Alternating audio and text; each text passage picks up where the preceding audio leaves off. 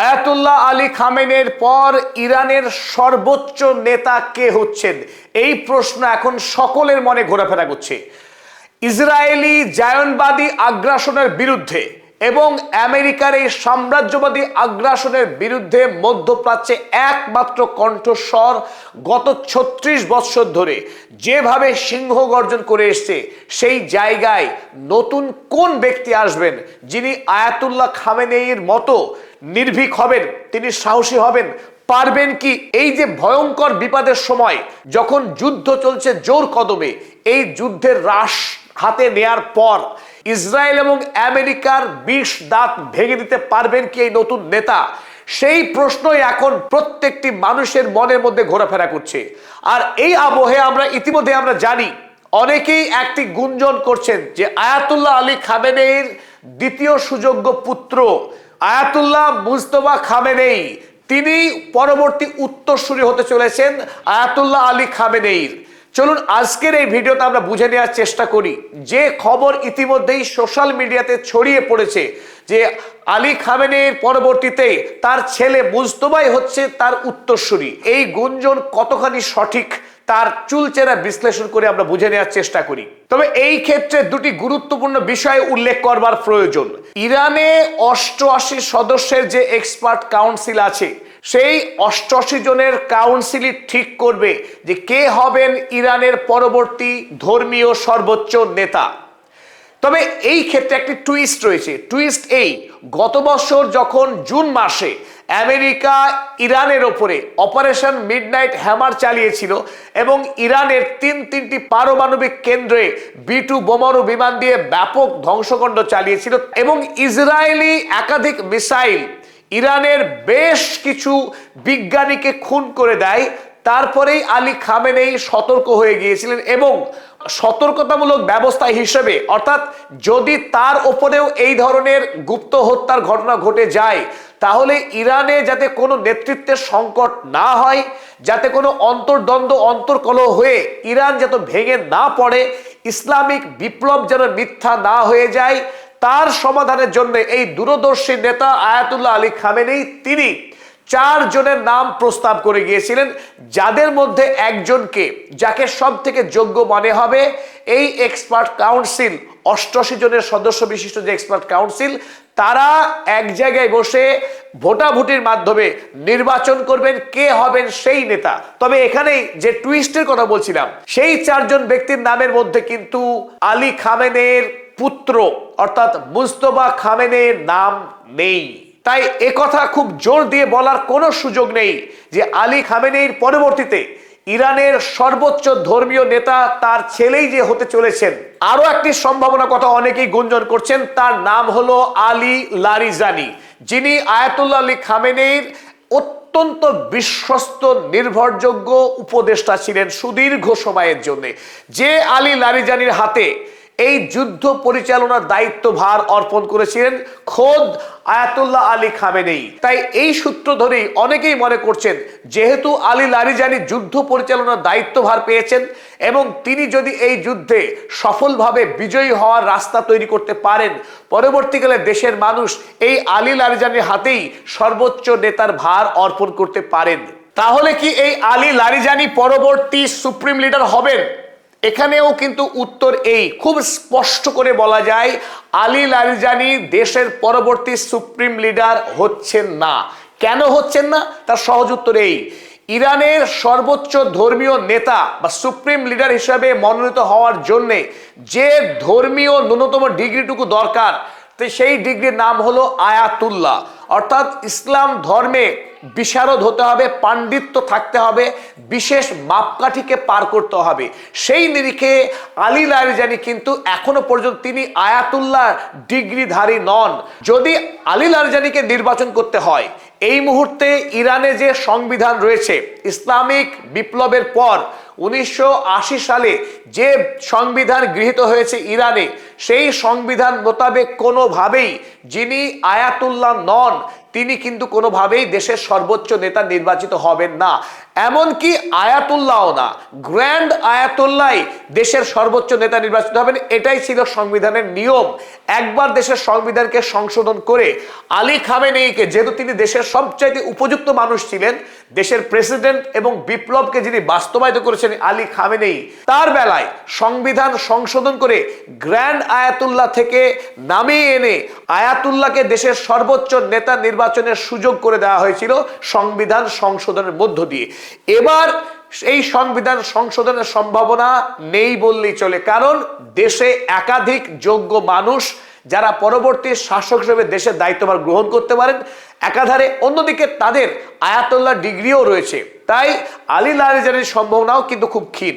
যখন আলী মুজতবার হওয়ার সম্ভাবনা কম, আলী লারিজানির সম্ভাবনা কম, তাহলে পরবর্তী নেতা কে নির্বাচিত হবেন?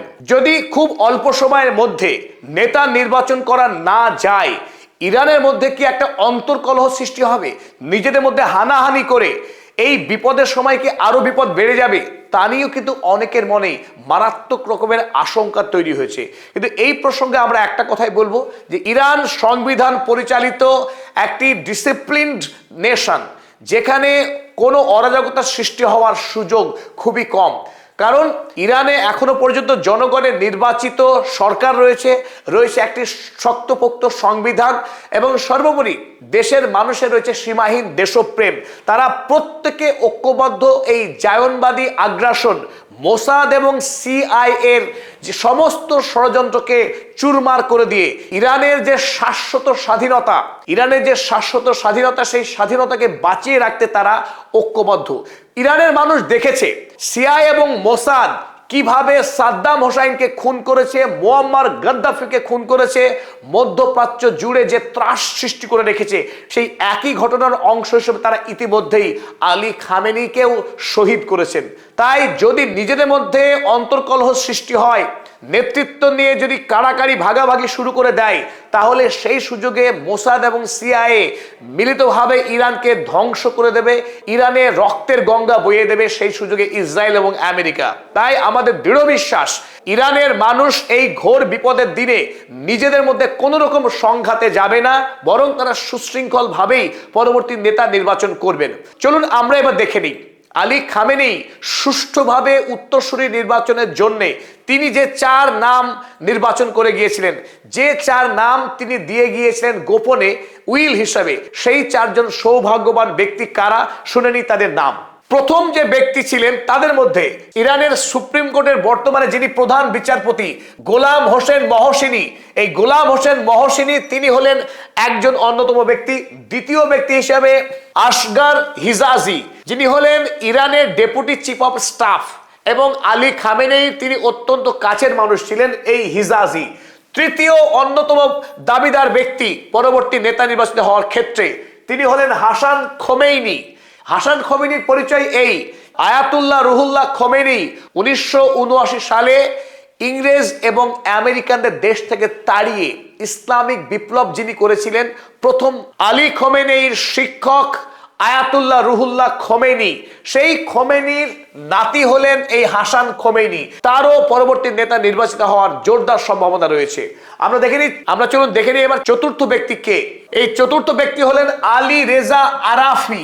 আলী রাজা আরাফি বর্তমানে ইরানে 88 সদস্যের যে এক্সপার্ট কাউন্সিল রয়েছে তার একজন বিশিষ্ট সদস্য এই আরাফি, এবং ইরানের অত্যন্ত সুপণ্ডিত অধ্যাপক, লেখক, সাহিত্যিক, এবং গোটা দেশে তার অসংখ্য গুণমুগ্ধ মানুষ রয়েছেন।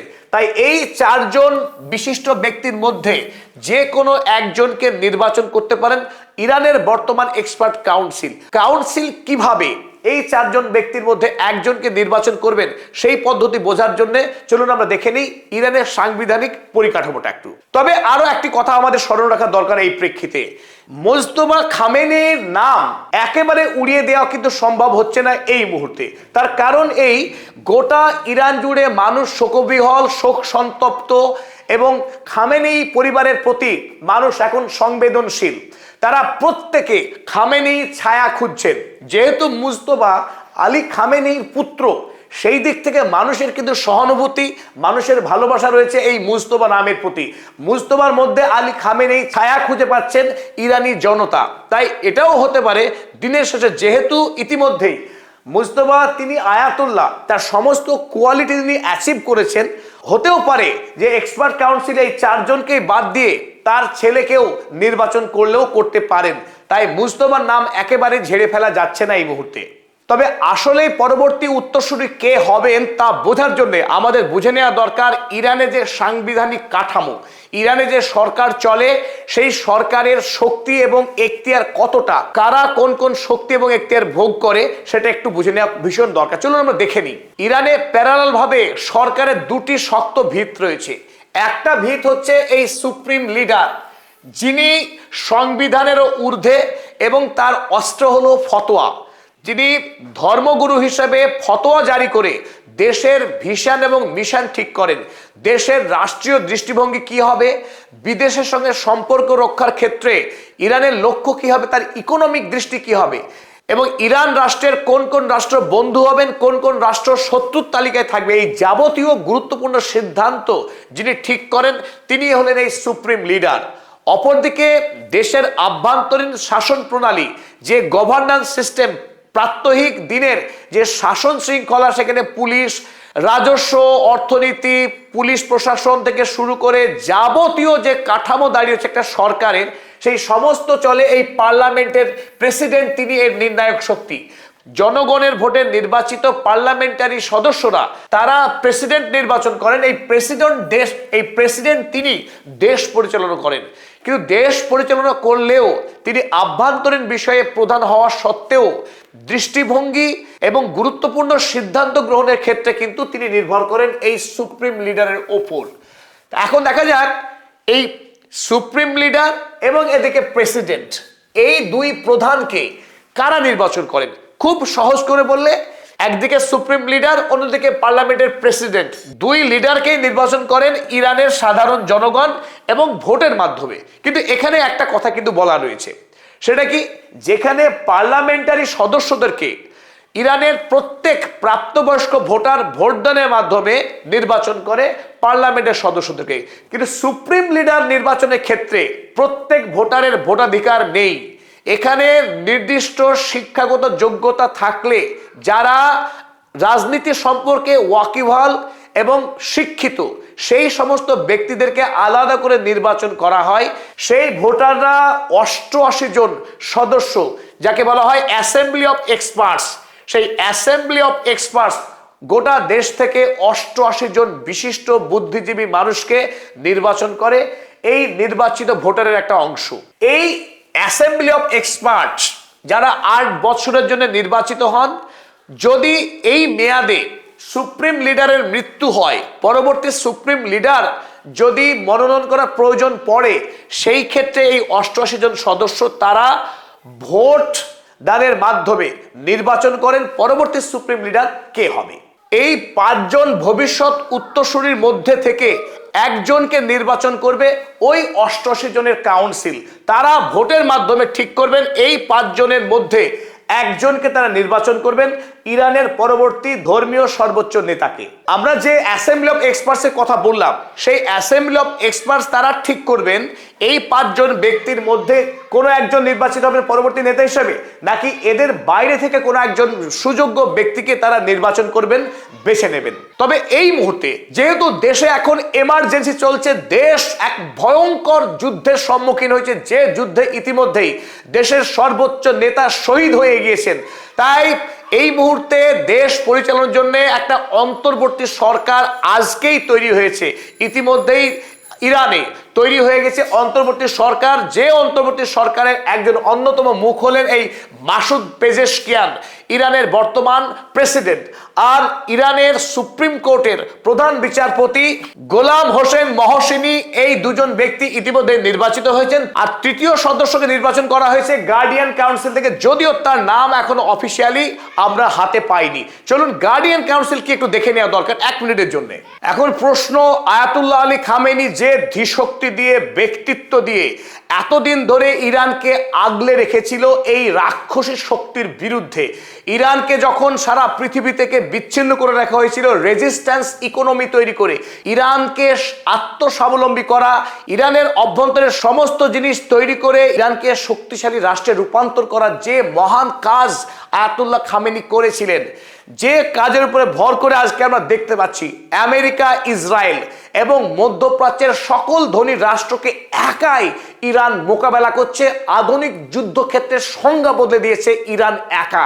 এই যে বিরাট সাফল্য, ইরানকে একা হাতে যে অলিক উচ্চতায় নিয়ে গিয়েছিলেন আয়াতুল্লাহ আলী খামেনি, তার বীর বিক্রম ব্যক্তিত্ব, তার উচ্চ আদর্শ, ইসলামিক আইডিওলজিকে এই জায়নবাদের খপ্পর থেকে বাঁচিয়ে রাখার যে মহান কাজ গত 36 বছর ধরে বীরত্বের সঙ্গে করেছেন আয়াতুল্লাহ আলী খামেনি, পরবর্তী নেতা কিভাবে এই জায়নবাদের মোকাবেলা করে সেটা দেখার।